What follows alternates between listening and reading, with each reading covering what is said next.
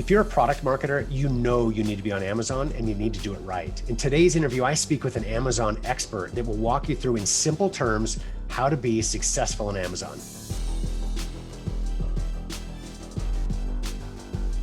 Welcome to another episode of the Harvest Growth Podcast, focused on helping consumer product companies, inventors, and entrepreneurs harvest the growth potential of their products or service businesses.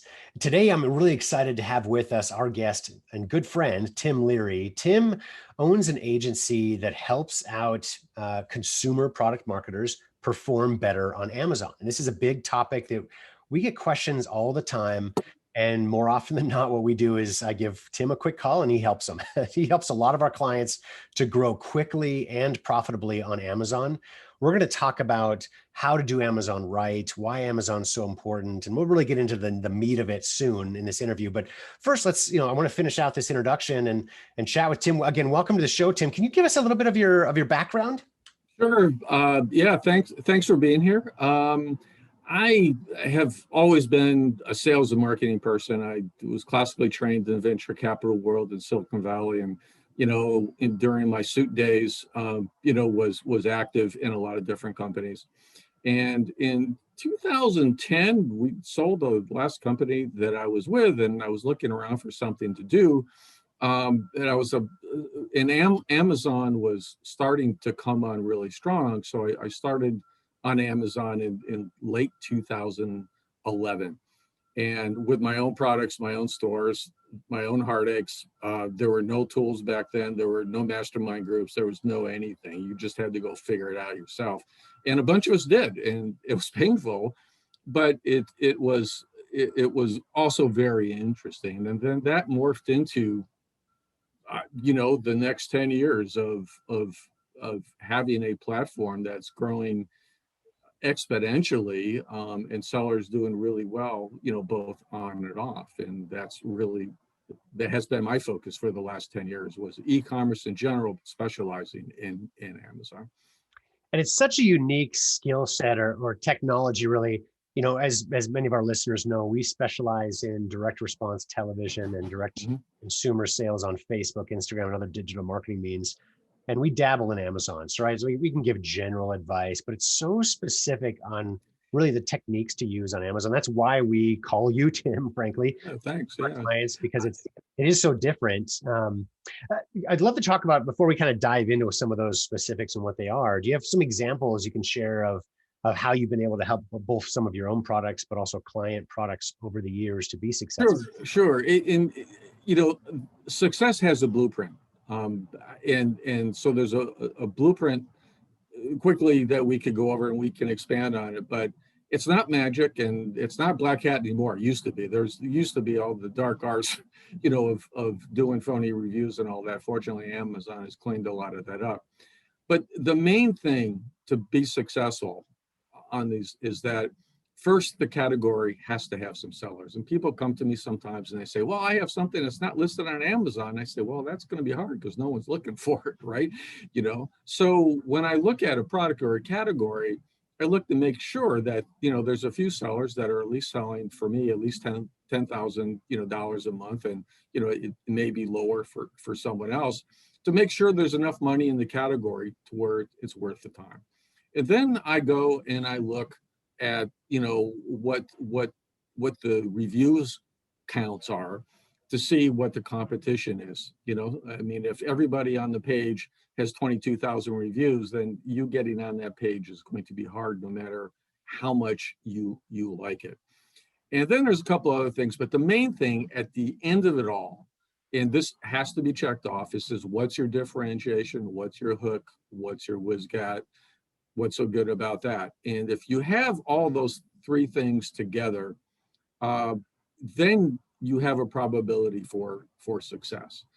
So with that said, our first store, we did a home product store, and my partner called me up and he wanted to do this knitting bag, and obviously that's not my world, and he says, trust me, my wife buys all this and whatever. So as we launched that product, I was reading, I probably read 500 reviews, and all these reviews were like, the zipper is terrible and it breaks and this and that. And all we did really is look at that and put a number 7 zipper on it instead of a number 5, and made it easier to open and reinforce with double stitching. And it didn't take long for us to be selling more than 100 a day on that. It was incredible.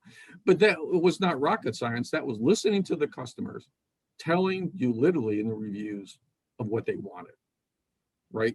I mean, so, and that's part of the success story. I mean, we'll go into how to write a listing and what stands out and things like that. But at the end of it, off Amazon, it's your product, and what's the differentiation? We have a baby monitor right now in a plush toy that sells out as soon as it comes in, and it's not a cheap product. It's $150. When that it's a mobile product that can be used for the home. But when we started with that product 3 or 4 years ago, there wasn't a big market, for the mobile. We thought it was going to grow. So, but we looked at a dual position of, hey, you can take this in the car, do it at home, do it in grandma's, do it anywhere you are. That was the hook. And people were willing to pay extra for that. We have a speaker system for the hearing impaired.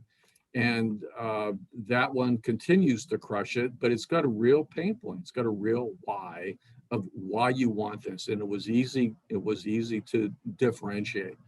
So as you're looking at your own products, all of us fall in love with our dolphin, right? I mean, we all fall in love with our own products, and magically somehow you need to separate from that, go look at the facts and see what the opportunity is. And those, if you have those in place, most likely you're going to be successful if you know the rest of Amazon. So that's really the blueprint. Really, it doesn't change whether it's a $10 product or a $500 product. I mean, you have to have those things in place.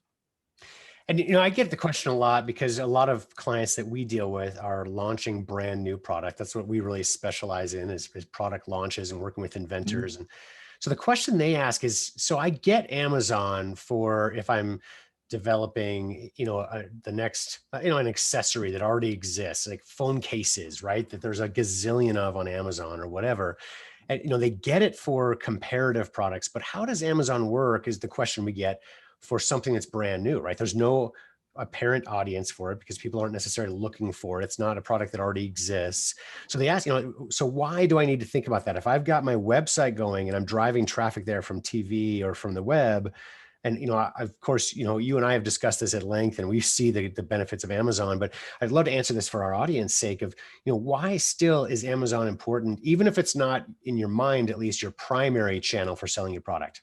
Yeah, I mean, there's two answers to that. One is positioning 101 is that every product in the world is a complement or substitute for something, right? You go back to the original horseless carriage, right? They didn't know what to do with a car, so they called it a horseless carriage, right? And I was like, oh, okay, it moves without a horse. I don't know what that is, but okay, at least now I get it, right? And the other is that you need Amazon for social proof, because the way shoppers shop now, they're looking for touch points. They're going to see your website. Maybe there's reviews on there. Maybe they're not. Maybe they've heard of you. They don't know whether the money back guarantee is going to be good or not. So what do? They go to Amazon. They see you there. Even if there's no reviews, they know that they could buy that in complete safety. There was no issues with that product coming back at all. So I have some clients really that we do more on the off side of it, and Amazon is strictly there as a convenience to their brands, so people can buy on Amazon if they want to, and their main source is off. So people breathe a sigh of relief when they get to Amazon, especially if they can see a few good reviews, because now you're real. And if going back to the original question, because, well, there's nothing quite like this on there, there's probably something that's similar. Right. I mean, there's something, I can't think of an example right now, but there's probably a category that's similar to that, where you could find a keyword or a keyword phrase on the bigger category where people see it and they say, wow, okay, that's cool. So you tapped into the traffic on the other side of this, because it's hard to believe it's not related to something. Right. You know what I mean? Yeah, I very mean, true. I mean, I could give an example right now, but it's for a client that's really pretty visible, but I don't want to do that. Uh, you know, and there was not too much like this out there, but the category around it, right, was there, right? So people, people who would buy this product over here would qualify to buy this one as well. It's the same avatar, it's the same need, it's the same everything, a slightly different hook on it, right? So so And we're finding too that it's, you mentioned kind of Amazon is a destination. Sometimes it's not your primary, it may be a secondary destination, but it's one we need to consider. What we find is, when you've got a TV campaign running on national TV or a Facebook and Instagram campaign, again, it's driving traffic. And oftentimes you're not mentioning Amazon, you're not pushing people there. But for heavy Amazon shoppers, which that percentage of the population is growing, that's where they go first because of proof of concept, or proof of social proof, as you talked about, and other means, just being able to trust that I can return it, ease of purchasing, or it's just where their mind goes for shopping. So that's one reason it's definitely important to be there, is just realizing if some people they see your ad somewhere, you're driving traffic, they may not even go to your website. If they go to Amazon and search for it, something's going to pop up, right? It's going to be a competitor that might be in something not as good or very different than your product, but it may fill a need in consumers' minds. Like, hey, I do, that is a problem I have. I want to get it solved. And then they find something else on Amazon. So that's another important reason to make sure you do it right on Amazon so that you're found when they look for you. yes, I mean, you're right. I mean, there's a sidebar to that. There's no way to really control this, but when you look down the Amazon page, after a few sales, you start to get frequently bought together, right? So Amazon is looking for what the complements and substitutes are for your product. And with a few sales and some feedback, and now you're a good dog because Amazon knows you're taking care of business, they start pairing you with some of these frequently bought togethers, and those could be a 20 or 30% sales increase on days. And you look and say, I have no idea where this volume just came from. That's where it comes from. Right. So let's give some advice then to product marketers that may be listening. If they're setting up their first Amazon listing or improving one that's been around for a while, but just need to Sure. get better results, what kind of advice do you give, or what kind of changes do you make when you optimize a listing, a storefront on Amazon? I treat Amazon like a crime scene. It's forensics. And there are tools that you will need. They're mostly paid tools where you can go in. They aren't terribly expensive. I mean, $100 a month for a couple, or whatever. And so what I look for is, assuming that I have the success blueprint, right? I'm going to list this product, right? I mean, it's got the volume, it's got room for another couple sellers or few sellers that come in who are smart on it. Okay, so if that's there, then the first thing I'm looking at is, what are the top keywords that I am going to use to build this listing. And I'm specifically looking for longer tail keywords. And I could, give you an example that, maybe maybe the main keyword is audio speaker. That's a tough keyword. There's a lot of searches on it, but it's also very broad. At some point, you would like to be ranked for that. But when you look for a phrase that has audio speaker for the hearing impaired, right, and that's got 1,500 searches, which is pretty good, or whatever. So I would find 4 or 5 or 10 of those that are longer tail, that I know that have maybe 8 to 10,000 searches a month, and it's approximate. You use these tools, and it's not as if Amazon's giving up exactly, but it's a data point. So there's the repository of keywords that we want to rank for. So you end up building them into the title and the rest of the description, and then we can get to ads later and also use them in ads. The next thing, once I could find those hooks, I look for a little what I call title arbitrage, and this is sort of hard to explain, but I look for phrases that have a fair amount of exact search that other sellers aren't using the exact 3 or 4 words in the title. And I could look down the page, and this happened to a product that is no longer, it was a hair growth product. And so when I was looking at this product, I kept seeing, vitalize hair growth, with about 4,000 or 5,000 searches, and it wasn't trademark and it wasn't branded.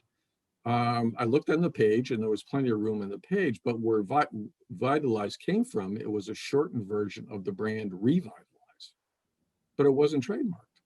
So we called our attorney and said, can we use this? And they said, yeah. So we used that as the main keyword and built the rest of the listing around that. And we got page 1 on that for those searches in about 48 hours. So that's just free. It doesn't happen all the time.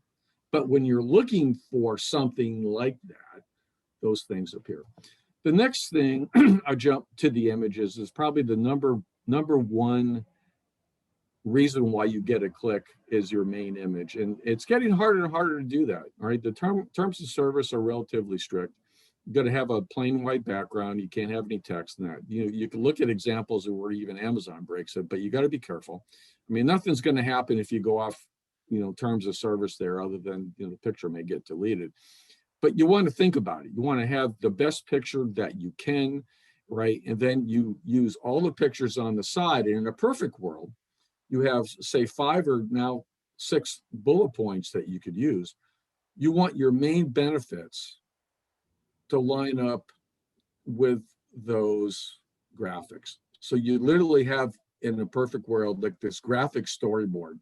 And if it's like, long lasting, durable, whatever, and you got a picture of something that's proving that or whatever. So you want to get these in sync going down, right? And you're really not talking features. And that's where a lot of sellers, they go into the bits and bytes and the features, but they're not going into what's so good about that. And the baby monitor is a good example of this. Yeah, it's a plush baby monitor. It's got all the text in there, but the reason why it sells is that because you could use it anywhere you are. You could use it in a hotel, in the backyard with grandma, in the car, at home, or whatever, right? So in those pictures and the videos we have on the page are all mirroring those benefits. That type of stuff. And yeah, okay, so it's got a fisheye lens and all that kind of stuff on it. That's great. But at the end of the day, people want to see, I could use it anywhere. I could buy it for the car. If I don't use it in the car, I could do this or whatever. And that's what you want out of that. And then you have your product description, and there's a thing called A+ content if you're brand registered, meaning that your trademark gets registered. Pretty handy. You could do some extra graphics. But for the most part, I got to tell you, you're getting the sale off the first kinesthetic feel for the title and the first image, and whether you've nailed their pain point or the problem they want to solve. And when I was in the venture capital world as a brand new suit, the senior partner would come up and say, well, we got vitamins, we got aspirin, and we got heroin. We fund heroin. A bad example, but we fund the pain point. We fund what is going to solve the problem.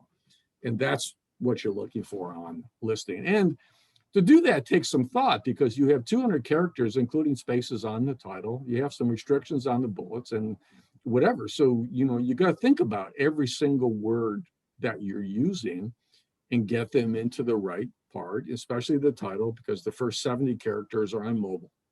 Right. So, you don't want a rambling thing. You want to get that. Sometimes I stare at this stuff for hours. I need a brand, I need a keyword, I need a benefit, and I need to do that in 70 characters. It's like, so. And I think one of the pieces of advice I give, sometimes we've got some, unfunded inventors that come to us and just are really on a shoestring budget, need to work on their own. And my advice to them is always, okay, look at the competition and see what they're doing. We don't want to copy, right? We want to, I always use the phrase I learned from an old boss of mine, borrow with pride, right? So we want to learn from that. So these tools that you talk about are so valuable to have, but if you have one listing, you're just getting started off, one simple way is to look at, see, okay, what's the competition doing? And you can tell, as you spend more time on Amazon, you can see which ones are working well, know what they're doing, et cetera. And then, once you really want to grow your business, then these tools become very necessary. And Yeah. I think I like how you talked about, okay, you've got to optimize this listing. Once it's seen, that image, the keywords, they need to resonate with people. But there's that whole behind the scenes piece that your listing's never going to be seen unless you do that right. And that's the upfront piece of like the SEO side Yeah. of making sure that it Yeah. rises to the top, it gets reviews. There's that whole process that you know so well that Yeah. that helps the listings show up when people look for it. Yeah. I mean, if you get the keywords right and really think about it, ultimately you'll start to have some success. Again, it goes back to the blueprint of Amazon, unlike Google, and some of the others.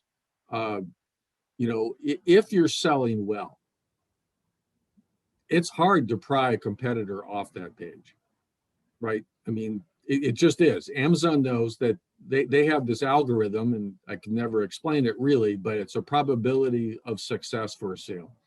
And once that gets to a certain point, that's why when you go to Google and you type in, a certain keyword, and the first Amazon listing is, one of the best sellers, Amazon is paying for that on Google AdWords. So as a seller, I get that for free. I mean, that's heaven, right? Gold, whatever you believe in. So as I'm looking to compete with that, I better find an opportunity to worm my way in there, either with some kind of differentiation, to be able to get into a spot like that, Sure. So we've talked kind of about the organic side, all the free stuff relatively, right? Other than some tools, et cetera here, but there's the other side of Amazon that really helps drive or accelerate this level of success, which is Amazon advertising. So I'd love to hear some advice on now that you've got your listing set up, you've got great photos, you've got keywords that are plugged in there and it's starting to rank a little bit within those areas you need to show up in. How does Amazon advertising come into play? Why is it important? How do you do it right? uh, excellent questions. It's a rodeo on a good day. The good news about Amazon ads is that you don't have to, for the most part, do any copywriting. You don't have to agonize over anything, right? You basically just set it up. But the ads are critical on any stage, especially a beginning stage, to get Amazon to index the page so it thoroughly understands where to put you, right? So there's many types of ads on there. For those that aren't brand registered, what you have is what they call an automatic campaign and then a manual campaign. And the auto campaign is something where you just literally go in there, click your product, click your budget, boom, boom, boom, it goes. And Amazon figures out for you where they're going to show it. And this is critical to do on any product. I have 5-year-old, now 7-year-old campaigns that I'm still doing the auto on because I go there weekly and I see what Amazon is now interpreting what this page is all about, because you're updating the pages all the way through, nothing static. I mean, you start here and literally a week later with new information, you're switching some things around, and all that. So the auto campaigns help Amazon actually figure out where to put your product. And then you could look at the search results of where the impressions are, and look at the keywords are converting, and I can pull the converting keywords out of there that have a proven sale and now get them into a manual campaign and target those keywords because they're known to convert. And any bad keywords in there that if I get a lot of spends on, like baby monitor, I have turned off because there's so many different types of baby monitors, even though I could spend $100 a day on that keyword and not get any sales. So you would turn that off. but you're taking a look at mobile baby monitor, car baby monitor, those things like that, and you're putting those into other campaigns. And when you go into the menu and you shut those off, Amazon goes, oh, okay, I can't do that anymore. So I'm going to go find some new stuff. And it's literally rinse and repeat to be able to do that.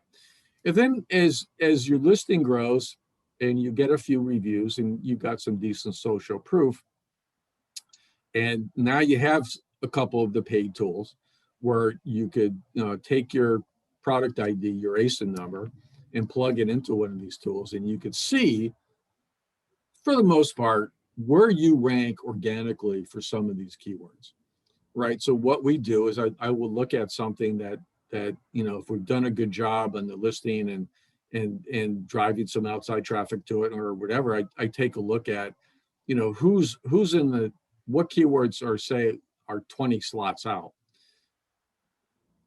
10 slots out, or whatever, you're right. And I look at those and I would grab 3 or 4 of those and I would do a specific campaign for those keywords and up the bids a little bit, to spend some money to get some sales on those, and then consequently over time rank for those keywords. So once you're ranked for those keywords up, then it's rinse and repeat. Go and look for the next batch and the next batch and the next batch, and you're picking off all these long tail keywords that ultimately are all combined to get you on the page for all the big dog keywords that may be out of reach because there's too many sellers. And that's really a strategy. That's really the strategy in a nutshell. There's a lot of formats now that really work. Once you're brand registered, which Amazon wants you to be, you have access to the headline sponsored ads at the top of the page. And those convert really well. You need at least 3 products to be able to do those. But people click on those, and a lot of new to brand people click on those. The video ads are amazing. I mean, they just are. And it doesn't, you don't have to spend a whole lot of time with a professional shoot. You could use an animated video or something. But if you got something that's under 45 seconds, that's specific on what the product is and a pain point, they merchandise really well. And even though the video ad may not be converting, you will inevitably see your sales go up over time because the video ad is in the middle of the page. It's gorgeous. Your listing may be already on that page. So what do they see? They come to the page. They see you, right? Sometimes even you get the triple whammy. You see a headline ad, you see an organic listing, you see a video ad. We got 3. We got door number 1, door number 2, and door number 3 to get a sale. And where are your competitors? Smart ones are right there with you. Most of them are sleeping. So, and you don't have to have huge budgets. Unlike Amazon or Facebook, I have budgets now doing, if I could spend $1,000 a day, I would. I have $100 a day on there for a client, and it's converting like crazy. And I can't get that spend up, past $40 or $50. Amazon just doesn't take the money if it doesn't think there's going to be a viable impression for the sale. I mean, it's a complete reverse of other platforms. Yeah, very true. And I think too, one big difference that I've seen in working with you over the years is once you get that paid effort to turn the corner and really boost your organic ranking, your organic presence, you don't need, at least not in the same way, the advertising, the paid ads. It's you get your organic sales really start to take over. So as you talked about, now you switch gears, you focus on other keywords. So there's always something to do. And yes, Amazon advertising, paid ads can always help to grow your business. But unlike other platforms, it is establishing a base that will exist even without the paid ads. So keep them going, generally speaking, to grow. But it creates this long-term business that's really viable just based on your presence on the site. Yeah, I mean, I can't conceive of ever really turning off the paid ads, because no matter what Amazon says, I always think there's a link. I really do. I think somewhere, some robot in the back is going, okay, he's got no ads. We're going to decrease the love, right? And I could be just making that up. But there's also what the term we use, a cost, the average cost of sale. And And that's where it can get, you have to look at the whole picture. So in other words, you have to understand, like off Amazon, what your cost per acquisition is and things like that. So you're profitable. And the launch days, the first 150 days or so, that's out the window and just forget about it, right? I mean, you're spending some money, whatever your budget is, 200 a month, 500 a month, or whatever you can afford safely, so you're not blowing up the account to be able to do that. And then after that time, when it's enough seasoning, we can start to pull that ACoS in by doing some specific things. But you need to be able to do that. If you opened up a retail shop, you're going to have to spend something, right? Put a sign outside for the cars and people walking by to be able to do that. So that's just a reality of the business. Again, it doesn't have to be huge, but it has to be something. And Amazon wants your ad money. So they keep coming up with ideas and solutions. But when I look at the ACoS and say my ACoS, I like, for most of the products I do, if it's, under 25%, I'm fine. Under 20 is good. They have another thing called, return on ad spend. So when I see a 3, 4, 5, or 6 ROAS on there, we're really profitable, right?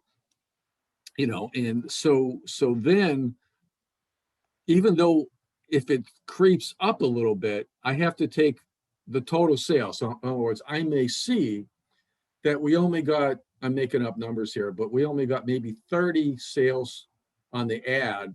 And now that ACoS is like over 30%, which is higher. But I could take a look at the total organic sales during that same time period and put them in there, right? Because they're appearing on the same page. And now all of a sudden, the true ACoS, maybe 10 or 11%. And that's where a lot of entrepreneurs get, it's like, well, I can't spend 40%. So, well, you're not, right? Because people see the ad, right? And then they see your listing on the page and you're getting the sale. So you really you have to look at the whole picture. For sure. All great advice. Tim, is there any question I didn't ask that you think would be helpful for our audience?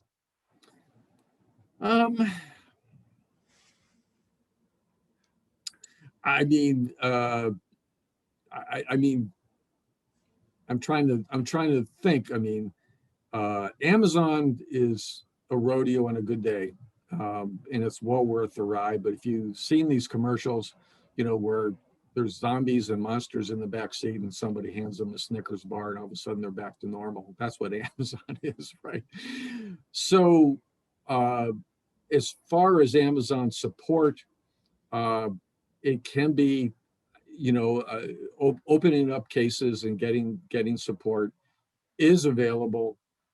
It's sometimes not as easy as we would like, and that's where it helps to know somebody, and there's plenty of Facebook groups that are free, where you could go in to find any one of the FBA sellers. So it's good to surround yourself with some people that know more than you do, where you could ask a question, post a question, because generally all of us have been through it at some point, that type of stuff. So that was it.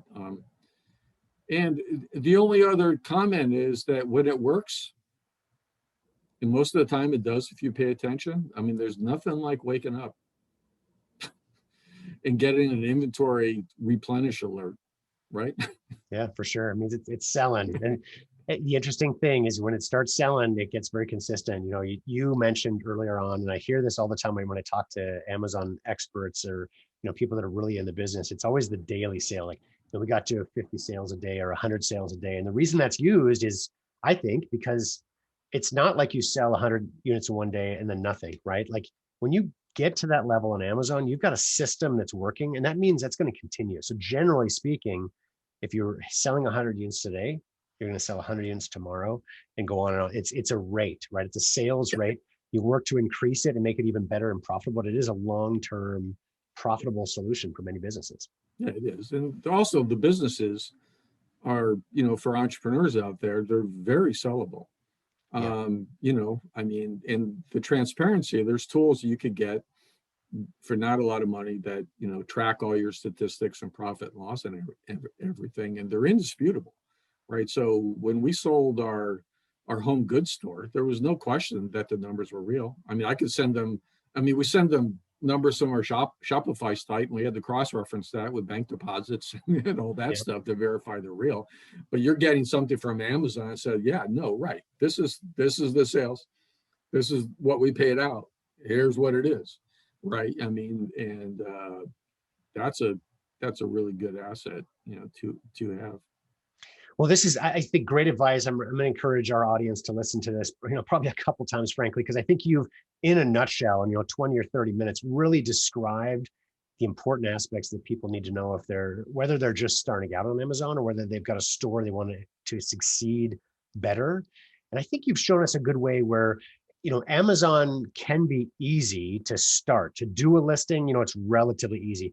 The difficulty comes, A, keeping your listing live, and B, making it work, right? Making it truly grow to its potential. We've had a lot of people that we've brought to you where, they may be successful, it's working, but how do you make it work better? And that's where an expert like you can really be helpful to them. It's also business management. We sit down and say, okay, where do you want to be a year from now? Yeah. Right. And that's my venture capital business. How are you going to fund it? What's the plan? What's the product plan? What is it? And if there is a plan, then you could move toward that. So I do encourage our audience. So like many of our clients, when I tell them directly, if you're thinking Amazon, reach out to Tim. He's been kind enough for listeners of our podcast to give his email address. We'll put it in the show notes as well, but it's tim@youramazonempire.com. If you shoot him an email and have a simple question, he can help you out, or set up a call if you're looking to get some help with your business to get it either launched on Amazon or really to grow to the next level. I can't recommend Tim highly enough. And as I mentioned, we'll put that contact information in our show notes. I do want to mention to our audience to also be sure to check out harvestgrowthpodcast.com. You can listen to this podcast and many others. And if you like this episode and want to learn more about how you can profitably grow your consumer product business, please subscribe to our show and be sure to leave us a review on iTunes or Google Play. Again, Tim, thank you so much. It was a real pleasure today. My pleasure. It's been fun.